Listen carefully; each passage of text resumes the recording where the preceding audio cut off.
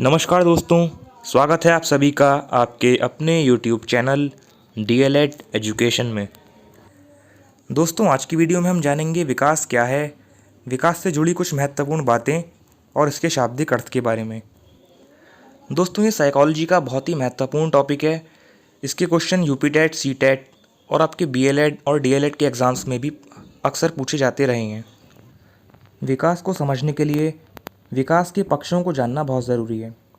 दोस्तों, विकास के 5 पक्ष होते हैं: शारीरिक पक्ष, मानसिक पक्ष, सामवेगिक पक्ष, सामाजिक पक्ष और नैतिक पक्ष। इन पांचों पक्षों का विकास जब पूरी तरह से हो जाता है तो हम ये कह सकते हैं कि बालक का सर्वांगीण विकास हो चुका है। यानी कि बालक के विकास में विकास के पक्षों का बहुत ही महत्वपूर्ण योगदान है। चलिए अब बात करते हैं विकास के शाब्दिक अर्थ को लेकर के।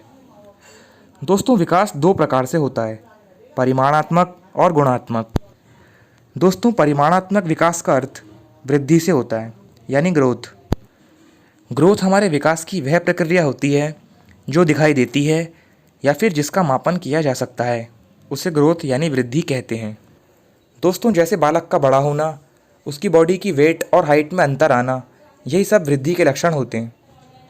यानी हम कह सकते हैं कि बालक के शारीरिक पक्ष का ही संपूर्ण विकास वृद्धि कहलाता है। यानी बालक के शारीरिक पक्ष का विकास ही वृद्धि है।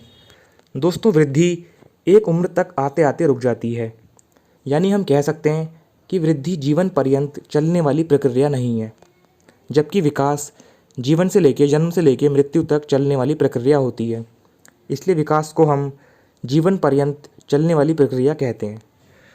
अब बात करते हैं गुणात्मक विकास की। दोस्तों, गुणात्मक विकास का मतलब व्यवहार से होता है।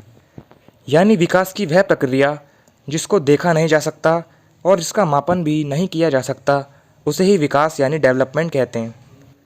दोस्तों, मनुष्य में विकास कभी रुकता नहीं है। वह जन्म से लेकर मृत्यु तक कुछ ना कुछ सीखता ज़रूर है। यही विकास कहलाता है। हरलॉक के अनुसार विकास केवल बढ़ने की अवस्था ही नहीं, यह परिपक्व अवस्था की ओर बढ़ने का एक विकासात्मक क्रम है।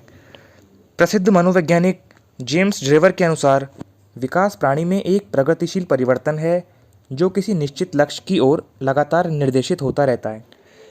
यानी दोस्तों, शिक्षण या अधिगम से हमारे मस्तिष्क में प्रगतिशील परिवर्तन ही विकास होता है।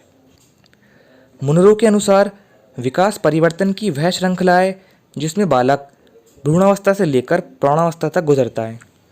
चलिए अब विकास और वृद्धि में एक बार अंतर देख लेते हैं। वृद्धि यानी विकास की परिमाणात्मक प्रक्रिया है, जो कि मैं आपको बता चुका हूँ। यानी शारीरिक विकास को ही वृद्धि यानी ग्रोथ कहते हैं, जबकि विकास की गुणात्मक प्रक्रिया विकास कहलाती है। वृद्धि यानी जिसे देखा या मापा जा सकता है, जबकि विकास को देखा या मापा नहीं जा सकता। दोस्तों, वृद्धि पर लर्निंग का कोई प्रभाव नहीं पड़ता। यानी कि आप जानते ही हैं, बच्चे की जो ग्रोथ होती है उस पर लर्निंग का कोई प्रभाव पड़ता ही नहीं है। वह एक निश्चित उम्र के साथ बढ़ती चली जाती है, जबकि विकास का संबंध साफ साफ लर्निंग से होता है। यानी विकास का तो अर्थ ही प्रगतिशील परिवर्तन से होता है।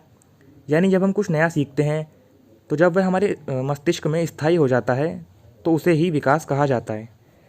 इसीलिए विकास का संबंध अधिगम से होता है, जबकि वृद्धि एक शारीरिक विकास है जिसका अधिगम पर कोई प्रभाव नहीं पड़ता।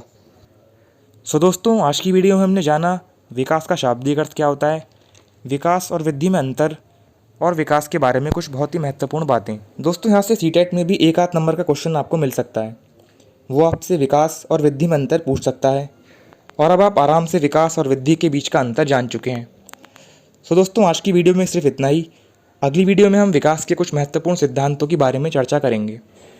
सो दोस्तों, मिलते हैं नेक्स्ट वीडियो में। तब तक के लिए जय हिंद।